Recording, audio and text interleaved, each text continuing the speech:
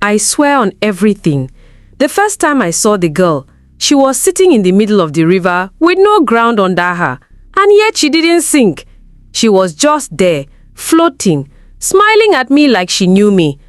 Her hair was long, black and shiny, dripping like wet robes.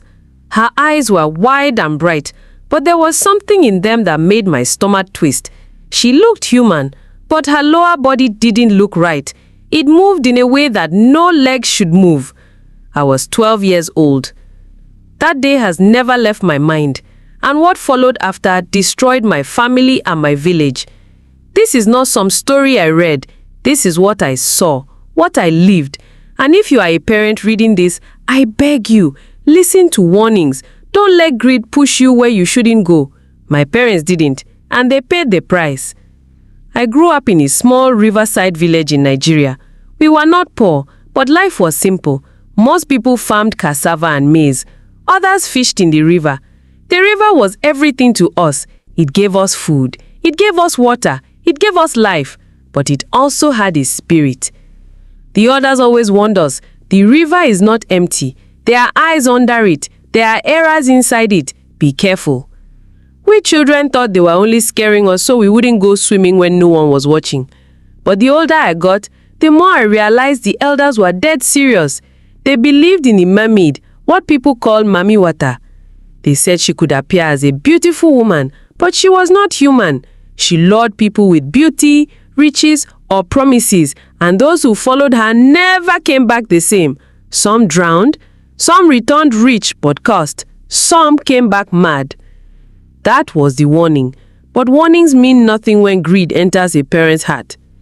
It started when fishermen in our village began pulling out nets filled with strange shiny fish. Fish none of us had ever seen before. Their scales glowed silver, almost like mirrors. At night, they glimmered under the moonlight. People said the river had been blessed. Some thought it was a gift. Others whispered it was a trap. My father, he chose to believe it was a gift. Father was not a bad man. He worked hard. He loved us. But he always wanted more. Whenever he drank palm wine, he would complain that other men had motorcycles or cement houses while we still lived in a mud brick hut with a zinc roof that leaked when it rained. So, when he heard that the strange silverfish were being sold in the city for high prices, his eyes lit up. "You don't know what this means?" he told my mother one night, his voice shaking with excitement.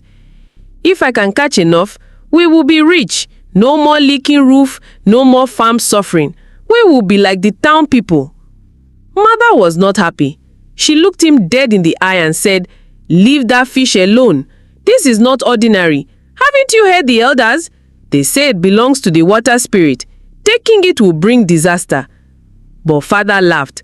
"Those old men are afraid of their own shadows. Spirit or no spirit, fish is fish. If the river gives, who am I to reject it?" That was the moment everything started to fall apart. The next day he went out early, before the rooster crowed, and set his net. I begged him to let me follow, but he told me to stay back.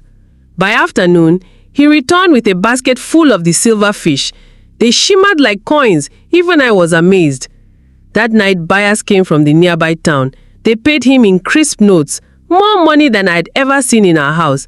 My father danced, laughed, even spread some of the notes on my mother. But she didn't smile.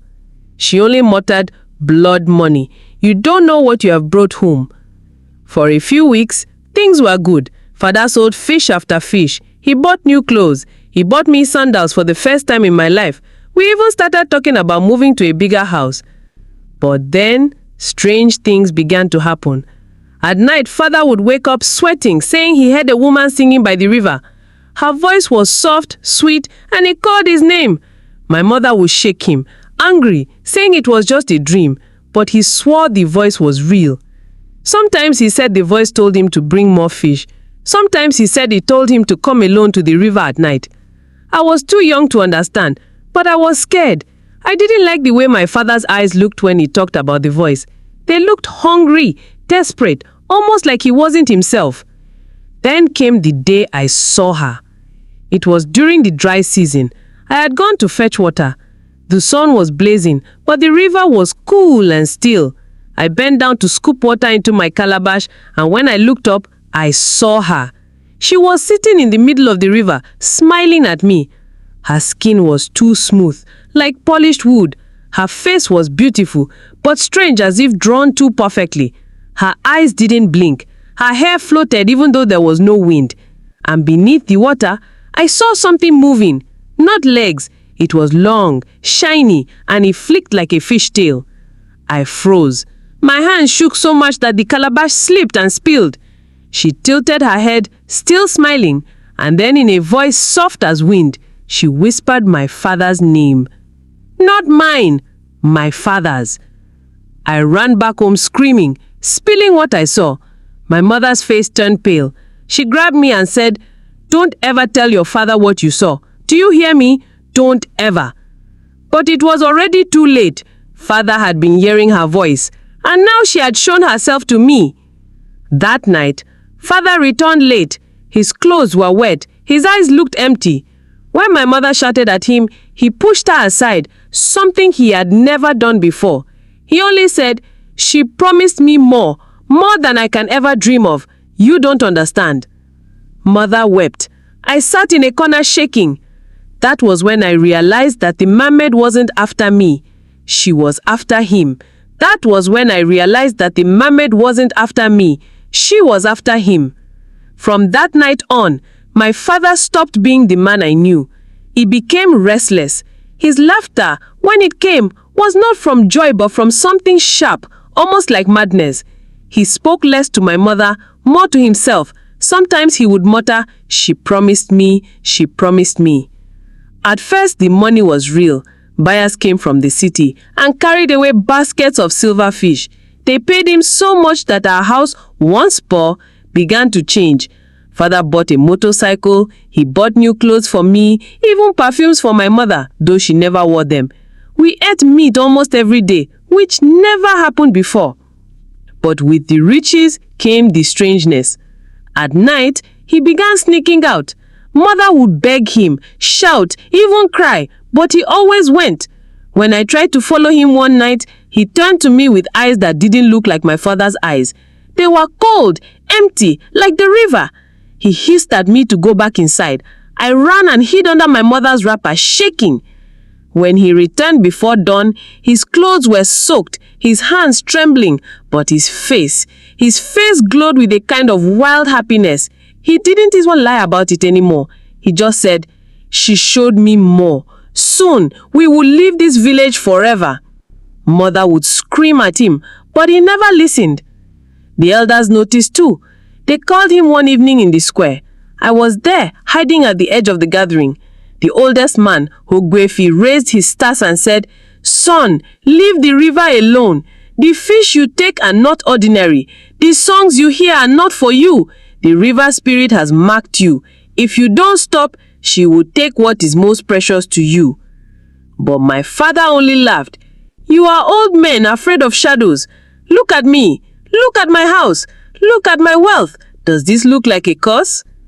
The villagers murmured. Some envied him. Some shook their heads. My mother fell to her knees and begged him right there in front of everyone, "Please, stop before it is too late. Don't bring death into this house." But father pulled her up roughly and spat on the ground. "Too late? No, it's too late for poverty. My family will not suffer again. I am not stopping." That night, he went to the river again. The house felt heavy that night. I couldn't sleep. Mother paced back and forth, whispering prayers under her breath. The crickets outside were silent. Even the dogs didn't bark. Then from far away we heard it. A song. Soft, sweet, almost like a woman humming to a child. But there were no words, only a melody that made my skin crawl. Mother grabbed my hand so tight it hurt. "Don't listen," she whispered, covering my ears. But I had already heard it, and deep down I knew father was hearing it too, wherever he was. He didn't come back that night. When morning came, villagers went searching. They found him by the river bank, sitting on the sand, staring at nothing. His clothes were wet, his lips moving like he was still talking to someone. When they tried to carry him home, he fought them like a madman, shouting, "She said more. She said I will have more. Let me go." It took 4 strong men to drag him back. He screamed, he kicked, he even beat one of them, but they tied him with ropes. For 3 days he didn't eat. He only whispered to himself and laughed. Then, suddenly, on the 4th day, he stood up as if nothing had happened. He looked calm, too calm. He even smiled at me, hugged my mother and said, "Everything will be fine now." But his eyes were empty. From then on, our house was filled with strange gifts. One morning, a big sack of money appeared at our doorstep. No one saw who dropped it. Another time, jars of palm oil and bags of rice showed up. When neighbors asked where it came from, Feather only smiled and said, "The river provides."